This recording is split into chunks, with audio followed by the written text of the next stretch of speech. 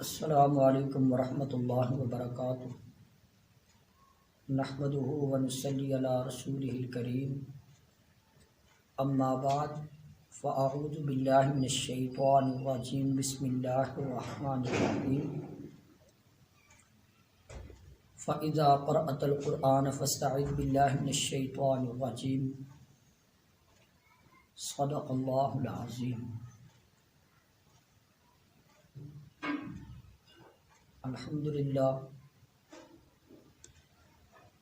سورۃ الفاتحہ کے ترجمہ اور مختصر تفسیر کے بعد سورۃ الفاتحہ کے فضائل اور خصائص کے اوپر گفتگو ہوئی،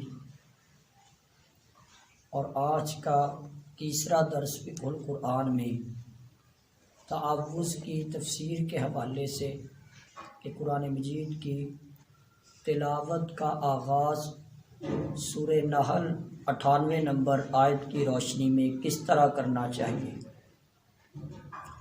ارشاد باری تعالی ہے فَإِذَا قَرَأْتَ الْقُرْآنَ فَاسْتَعِذْ بِاللَّهِ مِنَ الشَّيْطَانِ الرَّجِيمِ، کہ قرآن مجید کی قرأت سے قبل، اس کو پڑھنے سے پہلے، تلاوت کرنے سے پہلے، یعنی جس سے آغاز کرنا ہے تلاوت کا، تو اس میں اللہ رب العزت کی پناہ میں آنا ہے، شیطان مردود سے اللہ کی پناہ میں آنا ہے، اللہ کی پناہ پکڑنی ہے۔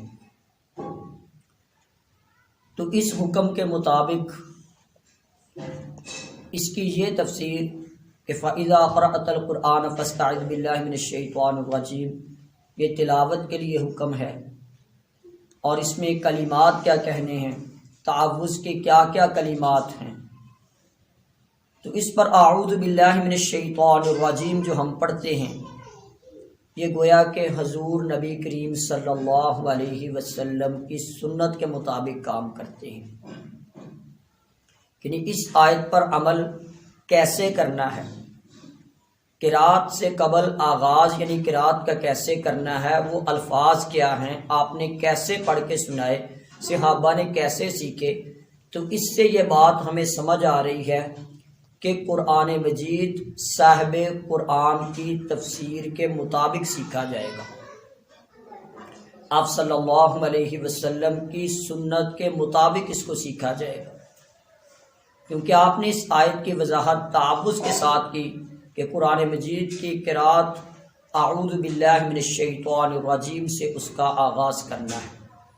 ہاں، آگے یہ معاملہ کہ اعوذ باللہ من الشیطان الرجیم سے جو تعوذ سے قرآن مجید کا آغاز کرنا ہے، اس کا سبب کیا ہے، اس کی وجوہات کیا ہیں، اس کے فوائد کیا ہیں، اس میں حکمت کیا ہے۔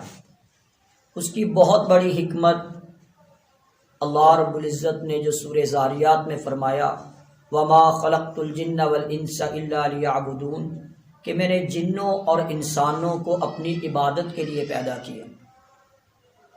اللہ رب العزت نے جنوں اور انسانوں کو اپنی عبادت کے لیے پیدا کیا۔ عبادت کیسے کرنی ہے، عبادت کس کی کرنی ہے، عبادت کس طریقے سے کرنی ہے، یہ ہمیں سمجھ آئے گی قرآن مجید سے، اللہ کی کتاب سے۔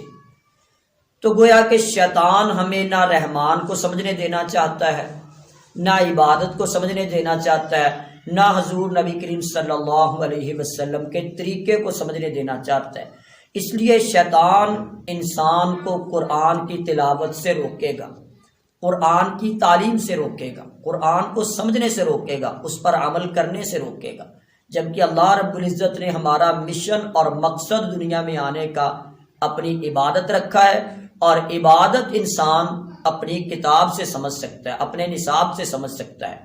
وَمَا خَلَقْتُ الْجِنَّ وَالْإِنسَ إِلَّا لِيَعْبُدُونَ، کہ اللہ رب العزت نے جنوں انسانوں کو اپنی عبادت کے لیے پیدا کیا، جس کا خلاصہ آپ ایسے ہی سمجھ لیں، جانور پیدا کیے تیری رضا کے واسطے، جانور پیدا کیے تیری رضا کے واسطے، سورج چاند ستارے ہیں ضیاء کے واسطے، کھیتیاں سرسبز ہیں تیری غذا کے واسطے، سارا جہان تیرے لیے اور تو خدا کے واسطے، یعنی تیری عبادت اللہ کے لیے، جس طرح کہ آپ صلی اللہ علیہ وسلم کے حوالے سے اللہ رب العزت نے فرمایا کہ آپ اقرار کریں کل انا صلاتی و نسکی و محیایا و مماتی للہ رب العالمین.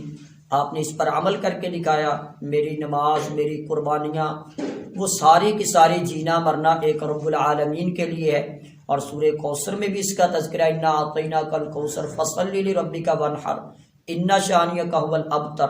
اور اسی طرح تشہد کے میں بھی یہی قرار ہوتا ہے تحیات للہ والصلوات والطیبات.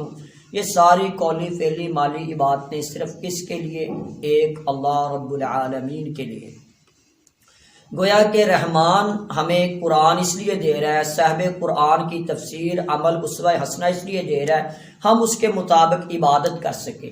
الرحمن علم القرآن خلق الانسان علمہ البیان کے قرآن کے بیان سے انسان کو جس مقصد کے لیے پیدا کیا اس مقصد کے مطابق رحمان کے قریب ہو سکے، رحمان کا قرب حاصل کر سکے، رحمان کی عبادت کر سکے. اور شیطان کو یہ چیز گوارا نہیں ہے، یعنی وہ یہ برداشت نہیں کر سکتا ہے کہ انسان رحمان کی عبادت کرے. اور اس کے لیے شیطان کیا کرتا ہے؟ وسوسے ڈالتا ہے.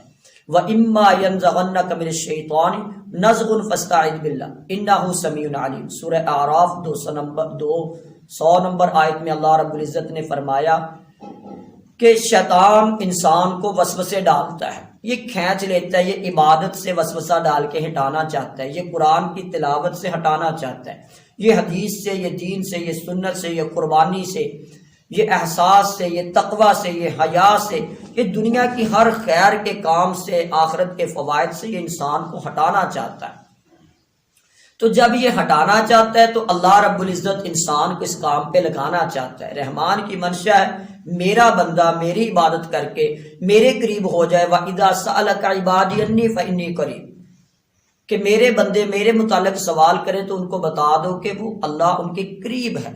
حبل الورید، ان کی شاہ رگ سے بھی قریب ہے. لیکن یہ قرب کے لیے واسطہ کیا ہے؟ قرآن مجید. واسطہ کیا؟ حضور نبی کریم صلی اللہ علیہ وسلم کی سنت. واسطہ کیا ہے؟ عبادت. واسطہ کیا ہے؟ عقیدہ، عمل، آخرت کی فکر.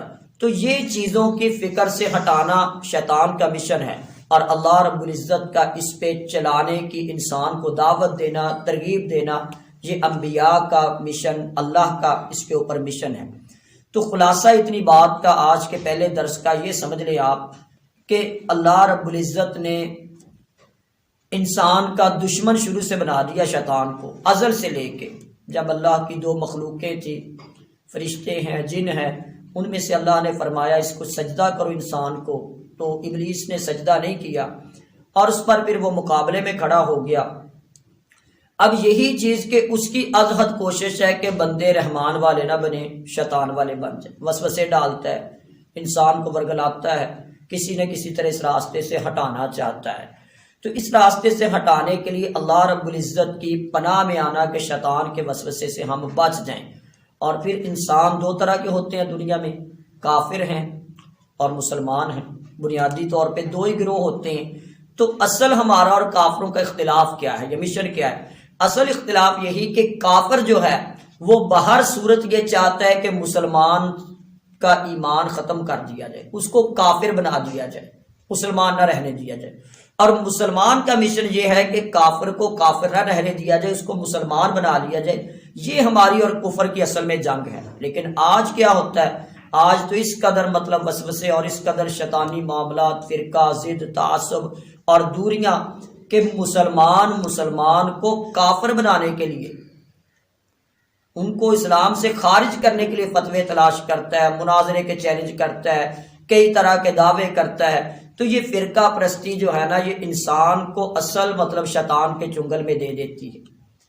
تو اس لیے اصل یہ مسئلہ بنتا ہے کہ ہمارا مسلمانوں کا، جنہوں نے کلمہ پڑھا، ان کا سب سے بڑا مشن کیا ہے کہ کوئی بندہ جہنم میں نہ جائے. ہم کافروں کو دعوت دے کے ان کو اسلام کی طرف لے کے آئے، ان کو مسلمان بنائیں. اور کافروں کو شیطان نے کیا ایجنڈا دیا ہے؟ ان کو اپنے جیسا کر لو. وَلَن تَرْضَىٰ عَنكَ الْيَهُودُ وَلَا النَّصَارَىٰ حَتَّىٰ تَتَّبِعَ مِلَّتَهُمْ، کہ یہود و نصارہ کبھی تمہارے دوست نہیں ہو سکتے حتیٰ کہ تم ان کی پیروی شروع کر دو، ان کا مذہب تسلیم کر لو، ان کا عقیدہ تسلیم کر لو. اس کے بغیر وہ تم سے جو مرضی کر لو راضی نہیں ہو سکتے.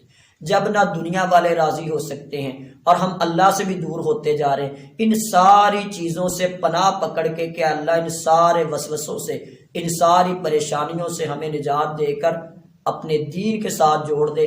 تو آج یہ میں نے دوسری نشست صحیح معنوں میں سورہ فاتحہ کے فضائل کے بعد تعوذ کے لیے جو ذکر کی ہے، اور تعوذ کے حوالے سے یہ پہلی نشست ہے، اس میں تھوڑی سی گفتگو کی کہ قرآن مجید کی تلاوت کے لیے تعوذ جو ہے اعوذ باللہ سے اس کا آغاز کیا جائے۔ اور اس کی ضرورت کیوں ہے؟ اس لیے ضرورت ہے کہ عبادت، انسان کو عبادت کے لیے پیدا کیا، اگر وہ عبادت کرنا چاہتا ہے اس کو قرآن پڑھنا پڑے گا۔ اگر وہ قرآن پڑھے گا، شیطان اس کا دشمن روکے گا، اس کو وسوسے ڈالے گا۔ ان وسوسوں سے بچنے کے لیے، استقامت اختیار کرنے کے لیے اور اس اہم کام کو، خیر والے کام کو سر انجام دینے کے لیے ضروری ہوتا ہے کہ انسان اللہ کی پناہ میں آئے، تعوذ پڑھے، تو اس کے ساتھ راستے آسان ہو جاتے ہیں۔ دعا ہے کہ اللہ رب العزت سمجھ کر عمل کی توفیق عطا فرمائے۔